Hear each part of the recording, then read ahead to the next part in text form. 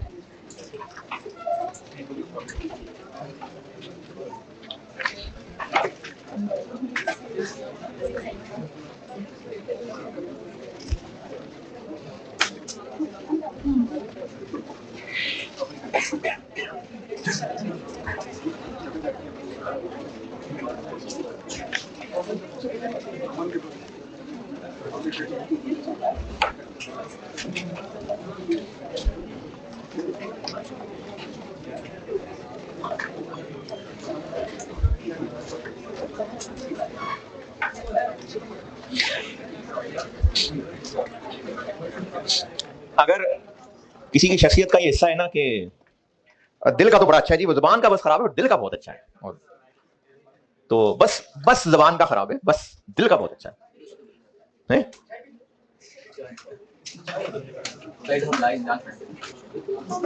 अच्छा, ये है तो मतलब इसमें जिक्र तो औरत का है, लेकिन ऑब्वियसली मर्दों में भी एप्लीकेबल है। बुखारी 119 सैयदना अबू हुरैरा रज़ियल्लाहु अन्हु से रिवायत है, नबी अकरम सल्लल्लाहु अलैहि वसल्लम से पूछा गया कि अल्लाह के रसूल सल्लल्लाहु अलैहि वसल्लम, फलां औरत रात को क़याम करती है, मतलब रात की इबादत होगी, दिन को रोजा रखती है और अमल भी करती है और सदका भी करती है, और अपने पड़ोसी को ज़बान से अजियत देती है, ज़बान सख्त होगी। रसूलुल्लाह सल्लल्लाहु अलैहि वसल्लम ने फरमाया उस औरत में कोई खैर नहीं, वो आग वालों में से। लोगों ने फिर किसी और के बारे में पूछा, अगर फलां औरत फर्ज नमाज पढ़ती है, मामूली सदका भी करती है, किसी को अजियत नहीं देती है, किसी को अजियत नहीं देती, रसूलुल्लाह सल्लल्लाहु अलैहि वसल्लम ने फरमाया वो जन्नत वालों में से। तो अगर पर्सनैलिटी ऐसी है ना कि लोग तंग हैं, अल्फाज सख्त होते हैं, या फौरन किसी को जलील कर देना, और फौरन जो है ना, मैं नहीं किसी का रखता, मैं तो फौरन मुंह पे सुना देता हूं, तो ये बहुत सख्त बात, ये कोई अच्छी क्वालिटी नहीं है कि किसी को इस तरीके से ब्लंट होना कि दूसरे को बात बहुत जहरीली लगे, तो ये बहुत खतरनाक बात। तो जरा इसको इवैल्यूएट करें, मैं समेत। हाँ जी, अब बताएं क्या फरमा रहे थे आप, क्या कह रहे थे? चाय क्या करूं? अच्छा नहीं, बहुत शुक्रिया। मेरी जान छुड़ाएं क्या, मतलब कौन सी जान पकड़ी हुई जो चाय पिलाएं और जान छुड़ाएं? सवाल लिखें।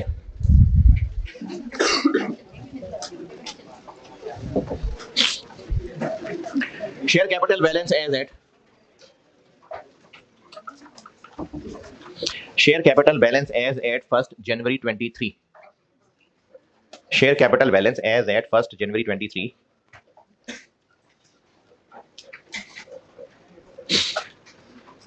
5 lakh 500,000 shares.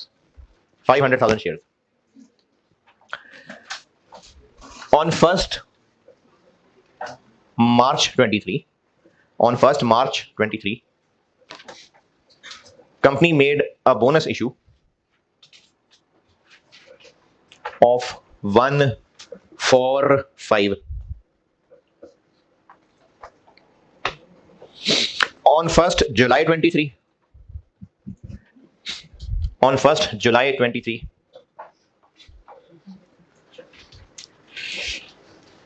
Company issued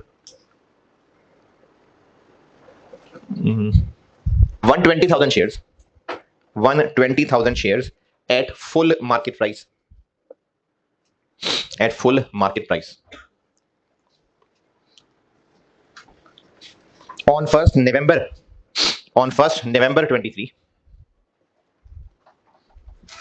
company made a right issue. Company made a right issue of 20%, 20% at a price of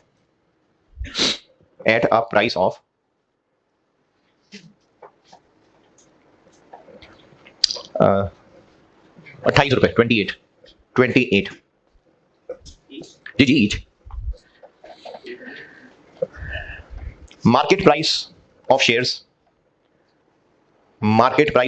at that time was 40 रुपए 40. Net profit for 2023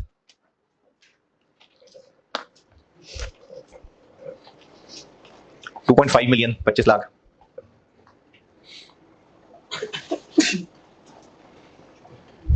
basic EPS included in नहीं रिक्वायर्ड नहीं है, अभी सवाल चल रहा है. Basic EPS included in financial statements of 2022 was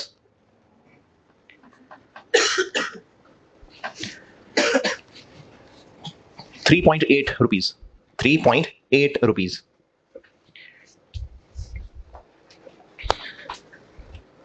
ठीक है, रिक्वायर्ड है आपसे basic EPS to be disclosed in financial statements of 2023. चले करें. टेबुलर वर्किंग में बोनस फैक्टर भी आ जाएगा, राइट फैक्टर भी आ जाएगा. करें.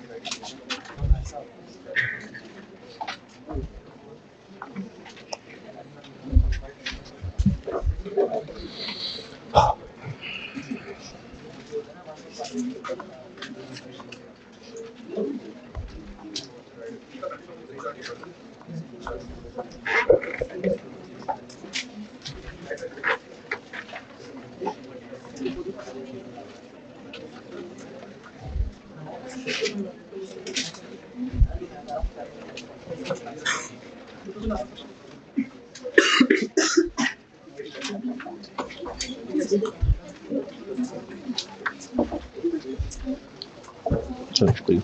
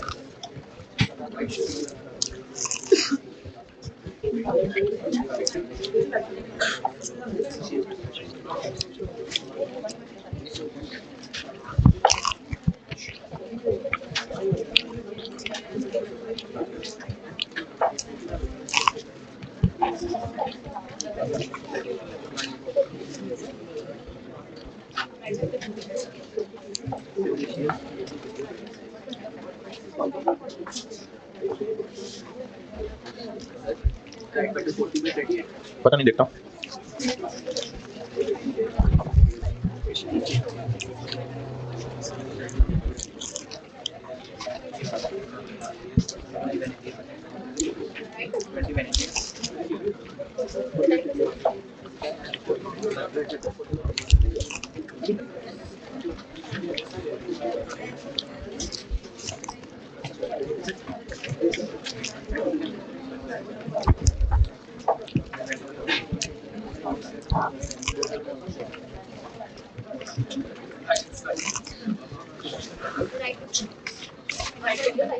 पता नहीं।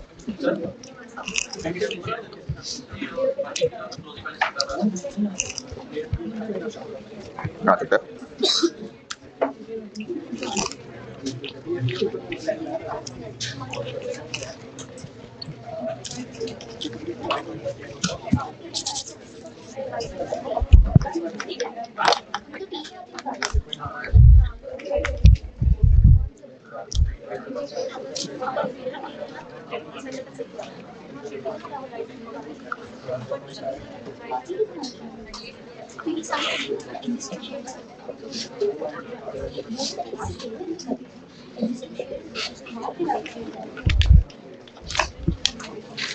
फर्स्ट जनवरी 23 को बीडी 5 लाख। फिर 1 मार्च को बोनस इश्यू हुआ 145 1 लाख। फिर 1 जुलाई को नए शेयर इश्यू हुए कैश के अगेंस्ट 120, ये बन गया 720। और 1 नवंबर को राइट इश्यू हुए 20%, इसका 20 144,000, ये बन गया 864। 2 महीने 2 145 है तो 6/5 इसके ऊपर, सिर्फ यहीं पर। और राइट के लिए टीईआरपी निकालनी पड़ा। अगर टीईआरपी इससे पहले इतने शेयर्स थे इनटू 40, इतना राइट इश्यू हुआ 28 डिवाइडेड बाय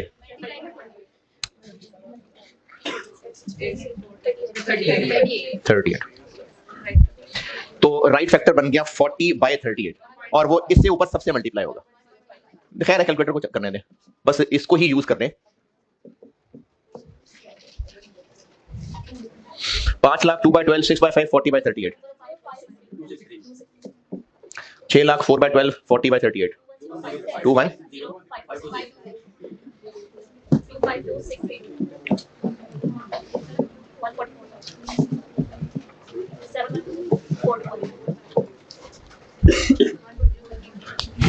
तो 2023 की फाइनेंशियल स्टेटमेंट्स में एक तो बेसिक ईपीएस आना है 2023 वाला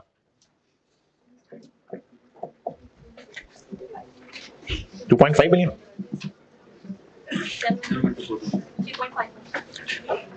3.51 और फिर 2022 का रीस्टेट करना पड़ेगा क्योंकि 2023 में मुफ्त वाले शेयर्स भी हैं, तो इसको रीस्टेट करना पड़ेगा। और रीस्टेट करने के लिए एक तरीका ये भी बताया था कि जो पिछली ईपीएस है उसको इन्हीं फैक्टर से डिवाइड कर दें, 6/5 से भी और 40/38 से भी 3.01।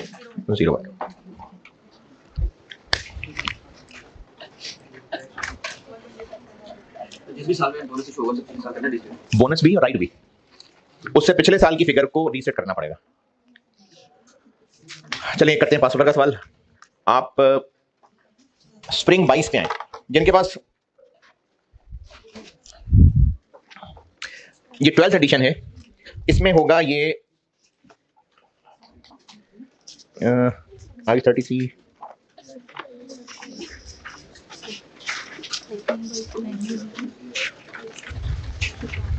इंडेक्स में देख लो।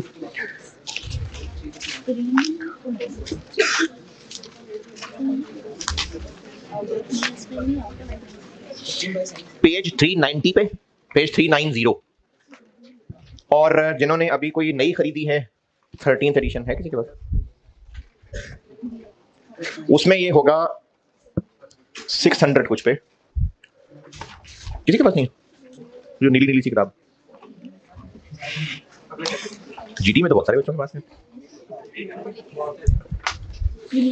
सबके पास ये 12th एडिशन ही है।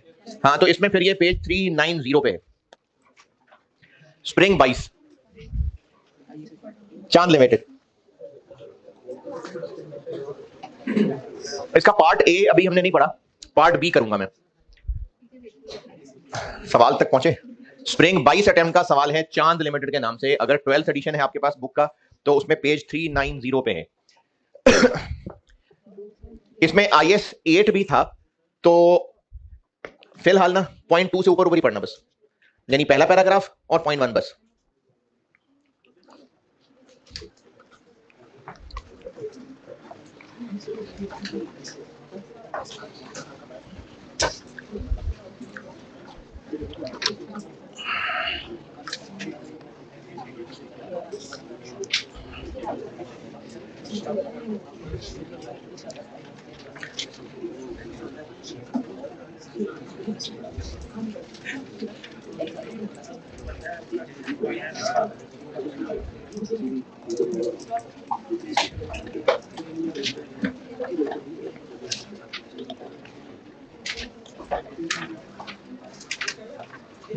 पहुंचे सवाल तक कि नहीं?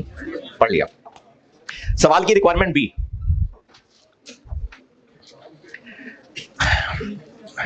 अच्छा ये पहला सवाल था, इससे पहले सिलेबस में नहीं था, ये स्प्रिंग 22 में आया था सिलेबस में।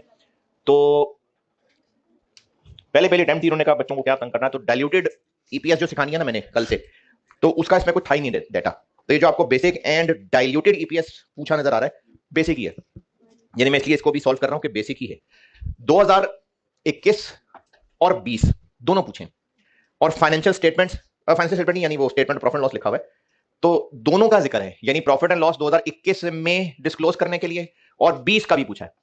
तो क्या पूछ रहे हैं ये, 2020 की ओरिजिनल भी, और जब 2021 की फाइनेंशियल स्टेटमेंट कह रहे हैं, क्योंकि 21 पे बोनस इशू है, तो 21 भी और 20 की रीस्टेटेड भी। ठीक है।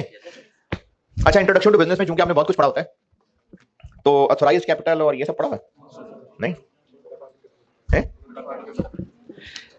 अच्छा, क्योंकि FR 1 में ये पहले पढ़ाया जाता था, लेकिन फिर ICAP ने बुक रिवाइज की थी पिछली दफा, तो ये उड़ा दिया बुक से, तो इसलिए मेरा ख्याल था कि शायद इंट्रोडक्शन टू बिजनेस में सिखाना होगा। चलिए बता देता हूं मैं ये क्या होता है। सवाल पढ़ ले तो मैं करूं बोर्ड पे, पढ़ लिया। जब कंपनी बननी होती है ना, तो SECP का नाम तो इंट्रोडक्शन टू बिजनेस में सुना ही होगा। सिक्योरिटीज है।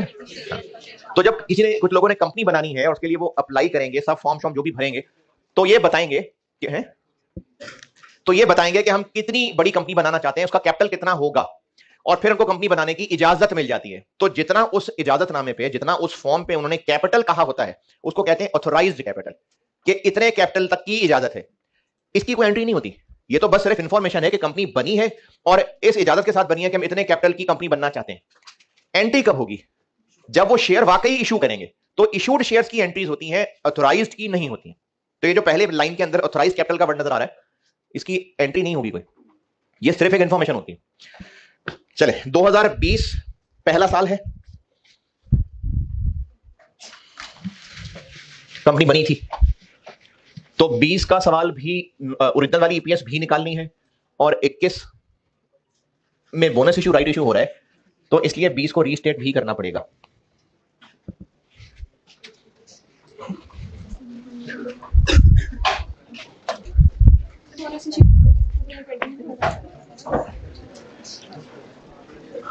इक्कीस में राइट इशू है ना, हाँ, तो इसलिए 20 को रीसेट करना पड़ेगा।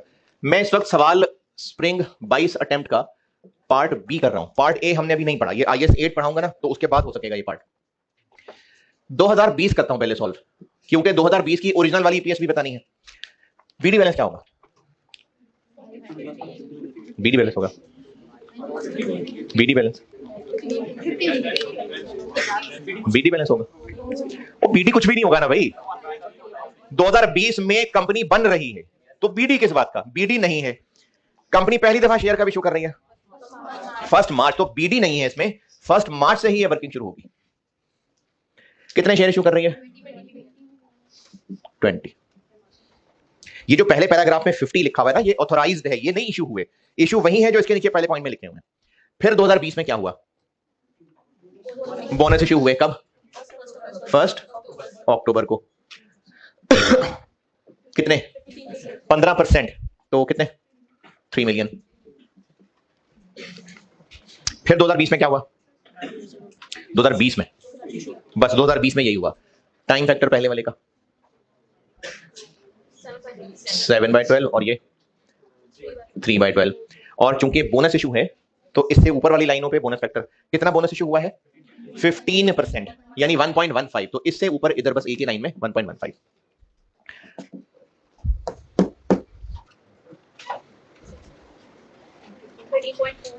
13.42, 5.75। तो 2020 की जब ईपीएस निकालनी थी 19.17। अच्छा, अगर ये पहला साल ना होता, तो चूंकि 2020 में बोनस इशू हो रहा है ना, तो 2020 की फाइनेंशियल स्टेटमेंट्स में 19 की ईपीएस को फिर रीस्टेट भी करते।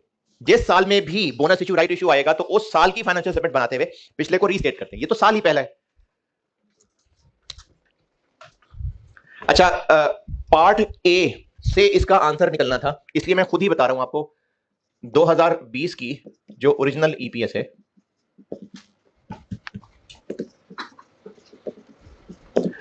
पैट था 48 मिलियन, 48 था, बस था 48, डिवाइडेड बाय 19.17 मिलियन, 2.50।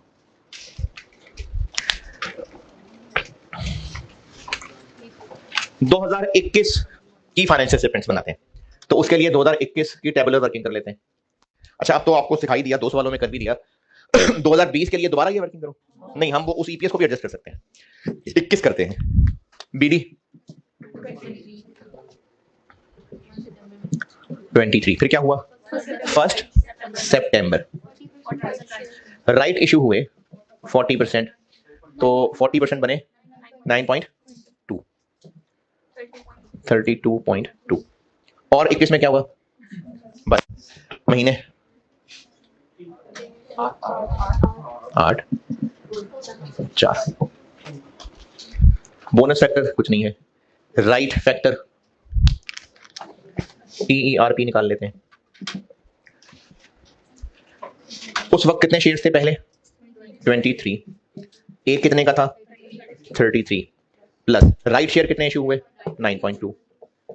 एक कितने का? एक कितने का? एक कितने का?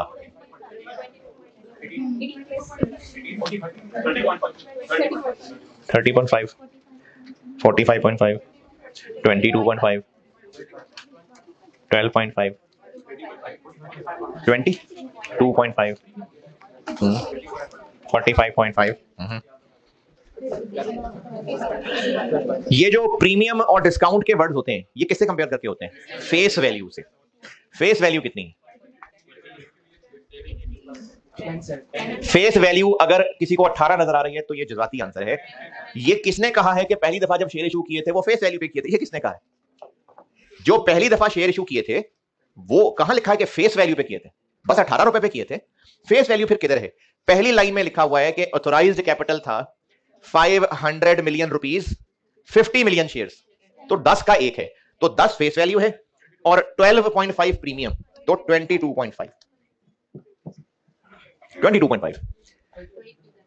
डिवाइडेड बाय 32 जी 30, तो राइट फैक्टर बन गया 33 डिवाइडेड बाय 30 और इससे ऊपर बस 33/30, ये 22.5। ओके 16.87 73 27.60।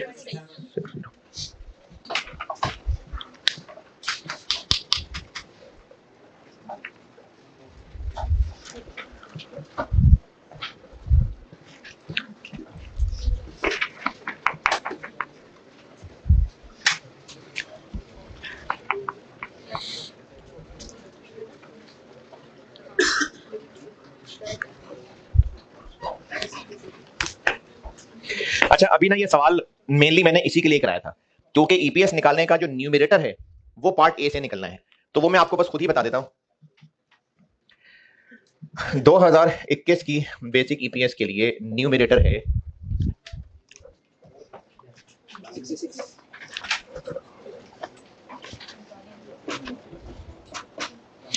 63.8, 63.8, 26, 2.31। और 2021 की इनकम स्टेटमेंट में एक तो 21 वाली ईपीएस भी आएगी और चूंकि 21 में राइट इशू आ गया तो फिर 2020 वाली को रीस्टेट भी करना पड़ेगा।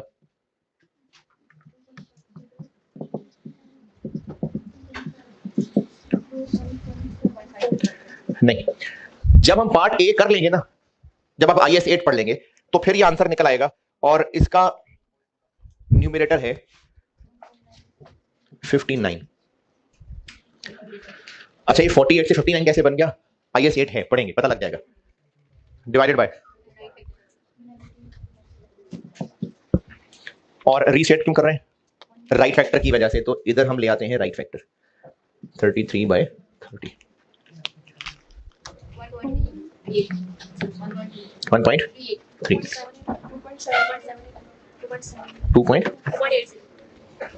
2.8। अच्छा अभी इस सारे सवाल की सारी वर्किंग छोड़ के इस बहस में को पढ़ जाएंगे 59 कैसे आया, मैंने नहीं पढ़ाया अभी। ये IAS 8 का सवाल था पार्ट ए, ये उससे निकलेगा। ये 48, 63, 59 ये पार्ट ए सॉल्व करके निकलेगा। अभी मैंने आपको सिर्फ ये डिनोमिनेटर की प्रैक्टिस के लिए सवाल कराया। चले और करते हैं फास्ट पेपर का। इसमें बताइए कुछ पूछना है तो ये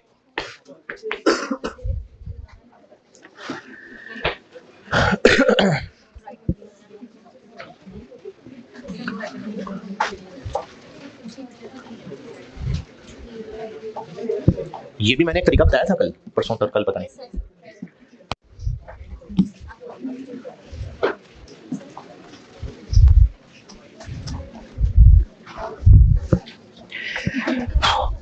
अच्छा एक IAS है IFRS 5 और वो है CFA 1 में।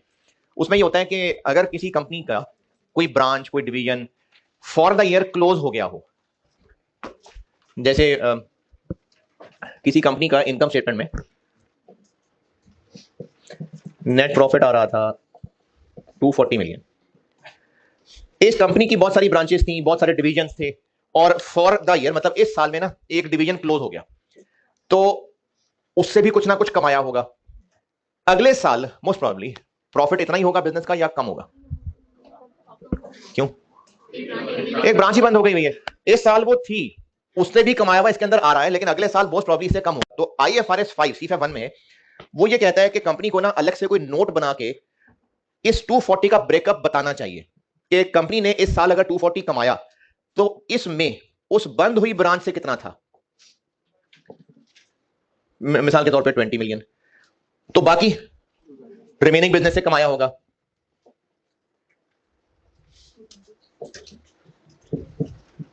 अब ना ये IAS आपके सिलेबस में है तो फिर मैं ये बातें क्यों कर रहा हूं। IAS 33 कहता है, IAS 33 कि अगर किसी बिजनेस ने अपना कोई डिवीजन बंद किया है और IFRS 5 के कहने की वजह से वो अपना प्रॉफिट तोड़ के बता ही रहा है, तो EPS भी तोड़ के बताएं, यानी इसकी EPS अलग बताएं, इसकी EPS अलग बताएं। तो इसके लिए लिखें आप एक एग्जाम नोट कह देगा, बस वैसे ही एक अंग्रेजी लिख लें।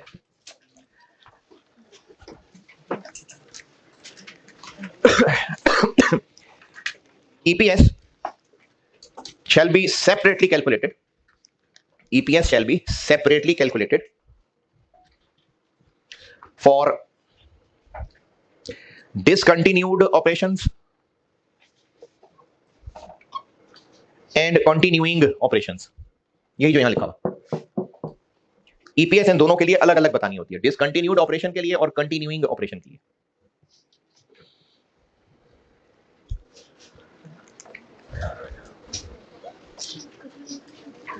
अच्छा, अगर ये किसी ने बात नोट करनी है ना, तो फिर वो जो मैं ज़बानी बोल रहा था फिर वो भी लिखना कि IFRS 5 है कोई C5 में जो ये रिक्वायर करता है कि ड्यूरिंग द ईयर अगर कोई ब्रांच बंद हुई है तो उससे जितना प्रॉफिट कमाया था वो अलग डिस्क्लोज करना होता है।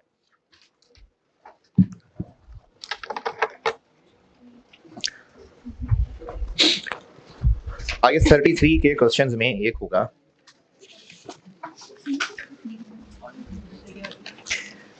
पेज 361 पे क्वेश्चन 20, होम डायनामिक्स लिमिटेड करता हूं बोर्ड पे, स्प्रिंग 17। ये उस दौर में ना FAR 2 में होता था, तो ये FAR 2 का सवाल है।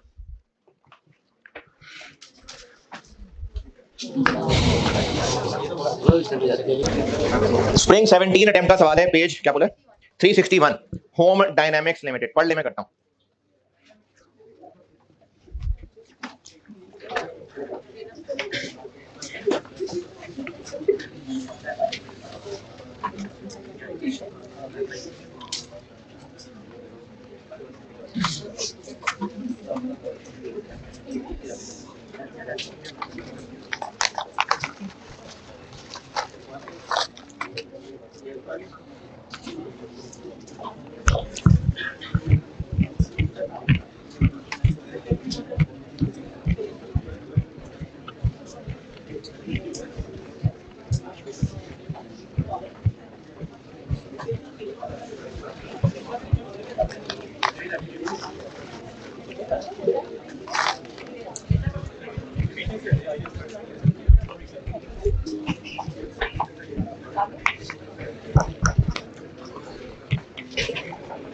कुछ हंसती मुस्कुराती शक्लें देख के लग नहीं रहा कि सवाल पढ़ रहे हैं।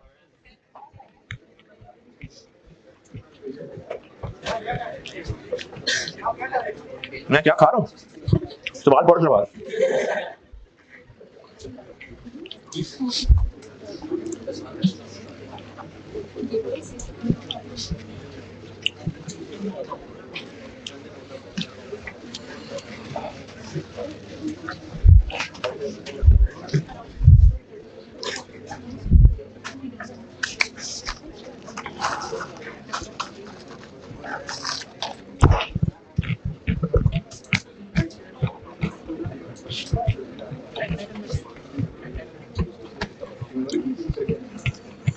मेरे से रिकॉर्ड में करता हूँ।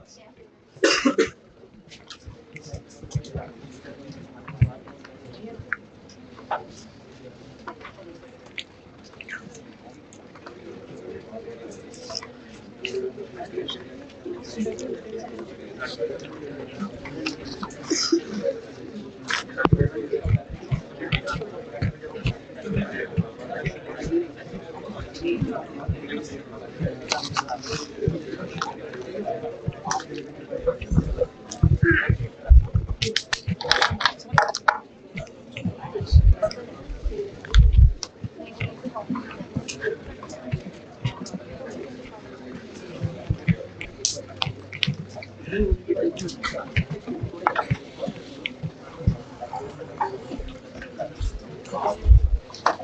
पढ़ रहे थे तो पढ़ लिया होगा। 2016 की फाइनेंशियल स्टेटमेंट में बेसिक ईपीएस जो शो करनी है वो पूछिए। 2016 में कोई राइट इशू बोनस इशू हो रहा है? बिल्कुल हो रहा है। तो इसका मतलब है 15 को रीस्टेट करना पड़ेगा, है ना? जरूर करते, है ही नहीं डाटा, तो रीस्टेट का मसला खत्म। तो सिर्फ 2016 की बेसिक ईपीएस करनी है कैलकुलेट। कर लेते हैं पहले शेयर्स की वर्किंग।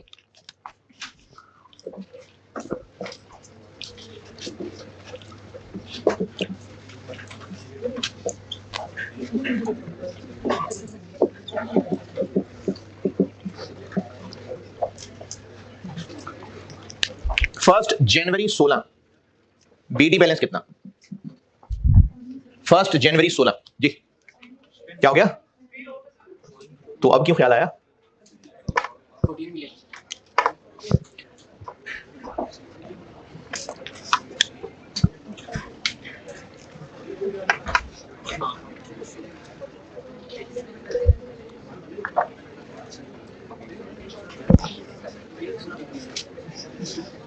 हो गई ऑन ये वाली? ठीक है, हो गई ऑन जी जनाब। 1 जनवरी 16 बीडी। अच्छा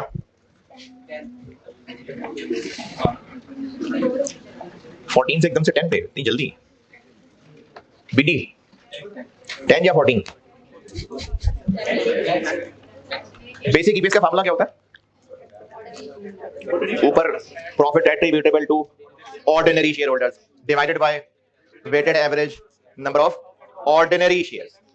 तो ऑर्डिनरी शेयर्स हम ये सब कर रहे होते हैं, तो बीडी बैलेंस 10, 4 तो प्रेफरेंस शेयर्स हैं। फिर उसके बाद क्या क्या हुआ? 31 मार्च को राइट शेयर्स इशू हुए। अच्छा बेशक लॉ नहीं पढ़ा आपने, आपको ये वाली टर्म्स नहीं पता, लेकिन वर्ड्स पे ना गौर करके तो मतलब निकालते हैं काम का। हम टाइम फैक्टर क्यों यहां इस्तेमाल कर रहे होते हैं? तो क्या नहीं, मुझे वो काम का वर्ड नहीं मिल रहा। शेयर इशू करके जितना कैश आया था, कैश उसको कितने महीने मिले? तो आपको ना पॉइंट 3 के अंदर, पॉइंट 2 में, 3 में पता नहीं, 3 में एक 31 मार्च की डेट भी नजर आ रही है और एक 31 मई की डेट भी नजर आ रही है। तो हम इनमें से कौन सी वाली डेट लिखें? क्यों? अब इसमें ना आपने डेट ये लॉ में नहीं भी पढ़ी ना, फिर भी अगर वर्ड्स पे ध्यान देंगे तो बात समझ आएगी। 31 मार्च को अनाउंस किया था और entitlement date of right shares का मतलब है कि वो राइट शेयर्स एक्सरसाइज करते तो कब करते? तो 31 मई को उन्होंने राइट शेयर्स लेने थे। कैश कब आना था? 31 मई। तो इसलिए हमने यहां पर 31 मई की डेट डालनी है, क्योंकि टाइम फैक्टर हम ले ही कैश की वजह से रहे होते हैं। तो 31 मई कितना? 40%, 4।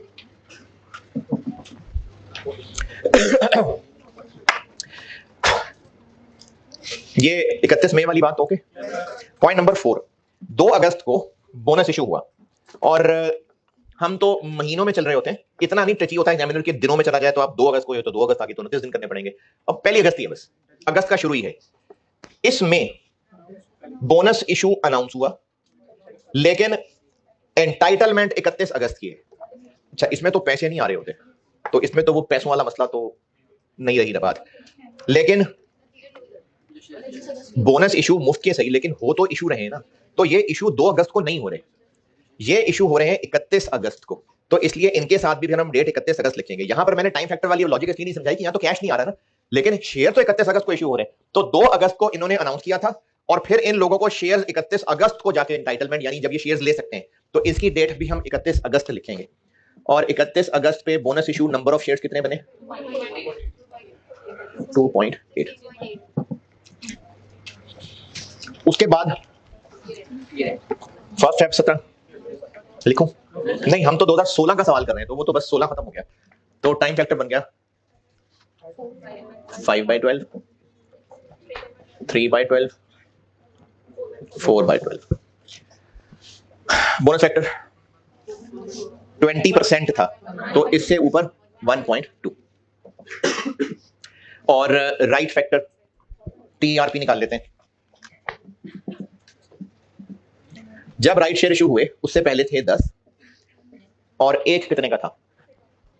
28 के 32, 28 या 32। हम लोग राइट की लाइन किस दिन की लिख रहे हैं? 31 में एंटाइटलमेंट डेट। तो मार्केट प्राइस 31 मार्च को 28 थी, 31 मई को 32 थी, तो 32 प्लस राइट शेयर्स हो रहे हैं 4 और एक कितने का? 25 डिवाइडेड बाय 14 33 तो राइट फैक्टर बन गया और ये सिर्फ पहली लाइन में आ जाएगा 32/30। अच्छा अभी इधर आंसर नहीं निकालना। अभी यहाँ आखिरी कॉलम नहीं कैलकुलेट करना। आप अंग्रेजी में ये एंटाइटलमेंट डेट वाला पॉइंट दोबारा तसल्ली कर ले और ये जो मैंने TRP निकाली है इसमें कोई परेशानी है बेटे तो बताइए।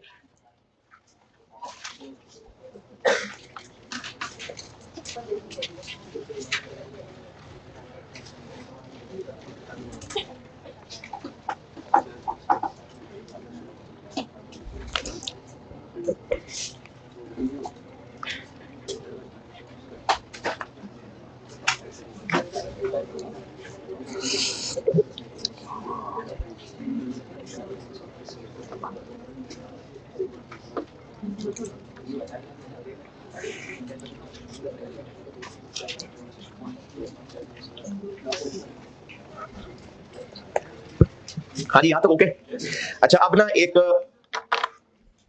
पॉइंट बता रहा हूं, वो इसी सवाल को सॉल्व करते हुए नीचे रजिस्टर पे लिख लेना, नोट, एग्जाम नोट लिख लेना एक। पहले बात समझ लें, FR2 के सिलेबस का हिस्सा है IS10, FR1 में नहीं है।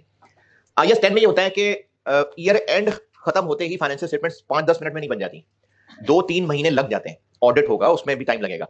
तो फाइनेंशियल स्टेटमेंट्स बनाते बनाते जो 2-3 महीने लग जाते हैं, उस दौरान कुछ इवेंट्स होते हैं।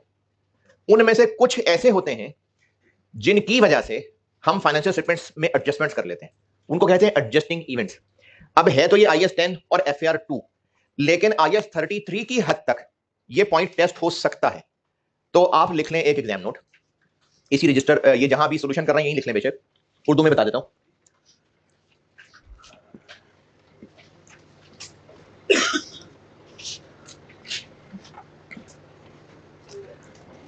अगर IS10 फेज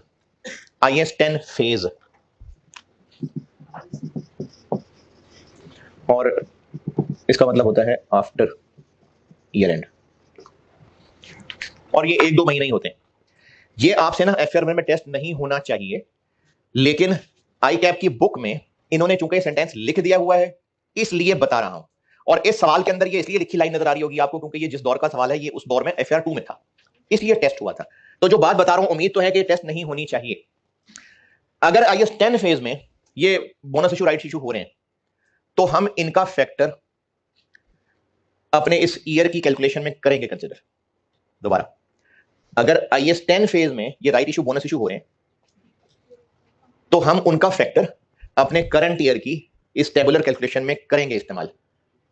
जिनको नहीं समझ आया क्या लिखना है ठहर जाएं। इस सवाल के अंदर 2 फरवरी में बोनस डिविडेंड आ रहा है, कितना बोनस डिविडेंड कितना आ रहा है? इस सवाल का आखिरी point, bonus dividend, cash dividend नहीं, बोनस डिविडेंड 10%। अब ये फरवरी 17 में चला गया ना, 16 में तो नहीं है, लेकिन फरवरी 17 ये इधर आ गया। तो बेशक ये फरवरी 17 में हो रहा है, लेकिन इसका बोनस फैक्टर हम 16 वाला सवाल सॉल्व करते हुए करेंगे कंसीडर। तो 10% है ना, मतलब 1.1, तो 1.1 इन तीनों लाइनों में आ जाएगा। दोबारा, इस सवाल में ईयर एंड क्या है? 31 दिसंबर, 16 का ही सवाल हम सॉल्व कर रहे हैं, लेकिन फरवरी 17 में बोनस इशू हो गया। तो अब हुआ वो 17 में है, मैं यहां लाइन भी कहीं नहीं लिख रहा बोनस इशू की, लेकिन उसका फैक्टर हम 16 ही के सवाल में कर लेंगे इस्तेमाल। बहुत अजीब बात कर रहा हूं मैं।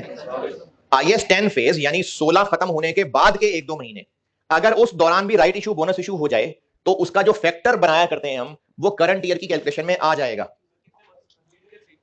अगर ये सवाल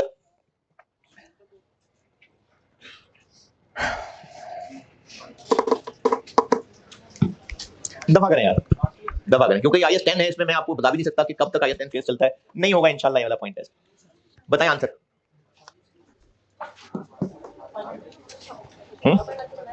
नहीं 1.1 के साथ 5.87 4.6.16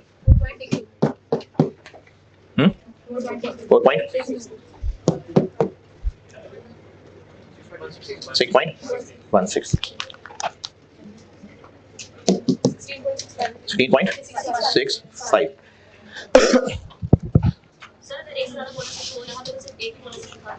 इंशाल्लाह नहीं होगा, दफा करें इस बात को।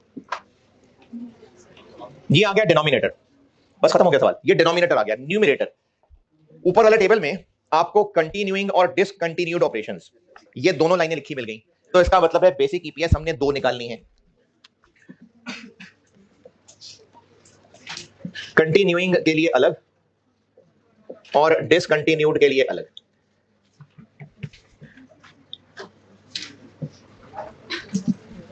डिनोमिनेटर तो दोनों का सेम ही होगा क्योंकि शेयर्स तो यही है 16.65 और कंटिन्यूइंग का प्रॉफिट कितना 76, डिसकंटिन्यूड का 155। तो आपसे अगर ये चीज टेस्ट हुई तो दिया हुआ है, प्रॉफिट तो दिया हुआ है इसमें। क्योंकि ये IFRS 5 है सीफा 1 का, तो आपको ये कैलकुलेट नहीं करना पड़ेगा। अगर ये पॉइंट टेस्ट हुआ तो इन दोनों के नामों के साथ अलग अलग दिया होगा, दिया हुआ था लिख लिया। और ईपीएस के न्यूमरेटर में क्या होता है, प्रेफरेंस डिविडेंड माइनस होता है रिडीमेबल या इररिडीमेबल।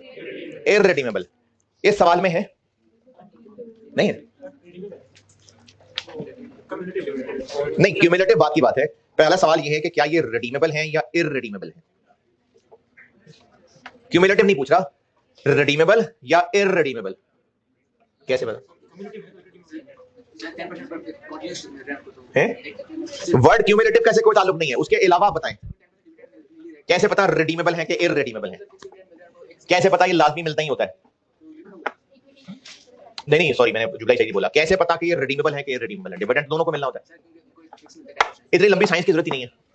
रिडीमेबल है या इररिडीमेबल है कैसे पता। अच्छा चले मैं कहता हूं इररिडीमेबल है, कैसे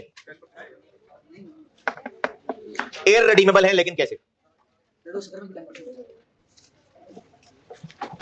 किसी को नहीं है।